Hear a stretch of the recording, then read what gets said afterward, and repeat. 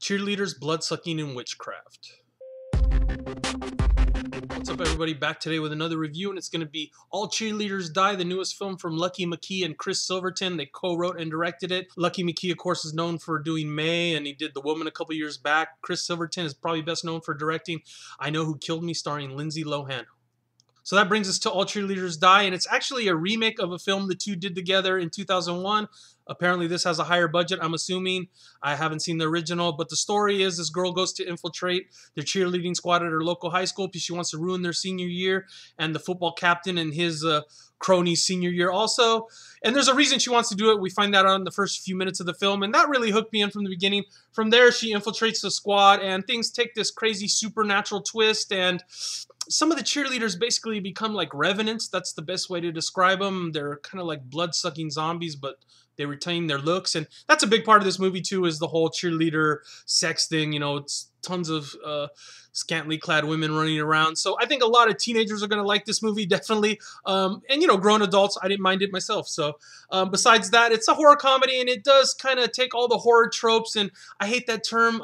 Every time you read about horror movies now, all the popular ones, they're turning the tropes upside down. But this one does take the, you know, football captain, the cheerleaders, it's goth girl, the Christian girl they make fun of, and kind of the goofy football player who's a nerd. And you know, so a lot of the tropes are touched on. The thing I thought was kind of interesting is that there's no real representation of adults in this film. There's a teacher that is shown, and one of the kids goes to talk to the teacher, but the teacher, I don't believe, ever speaks. None of the kids' parents are ever shown. And overall, the film quality isn't the greatest. The thing I appreciated most about this film was that it was kind of funny, and it kept me guessing. And there's a lot I didn't like about it, but those two things, I appreciated the originality, so that kind of outweighed everything else. Let me get into the things I didn't like about it. First of all, you know, anytime they kind of rely on sex too much, I think it's kind of cheesy. You know, they were making fun of horror movies at the same time, so I see why they threw so much sex in it. The aesthetic of the special effects in this movie is probably the thing that bugs me the most.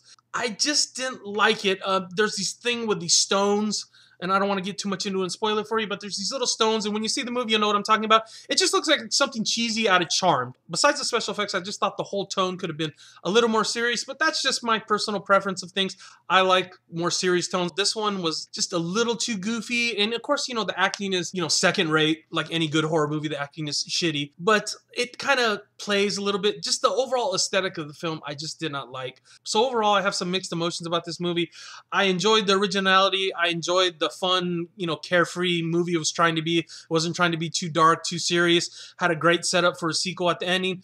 But the thing that bugged me, and it's just more of like a personal preference with me, is just the tone. Not something you see every day. It was a little bit like Jennifer's Body. You know, it touched on the whole Heathers thing, any type of high school satire type movie. But it's not something you see every day in a horror movie. Recently, I watched Cabin Fever 2. That's more like the tone of this film. Overall, I'm going to give the film a 3.5 out of 5 because I did enjoy the originality. I think it's something that you can go back and watch probably a couple times. I enjoyed the beginning. I enjoyed the ending, the way they set it up for a sequel. And not only a sequel that will probably take it in a completely another direction. So I did like it, but there were certain things that keep me from marking it higher. If you've seen All Cheerleaders Die, let me know what you think down below, and I'll see you soon. Bye.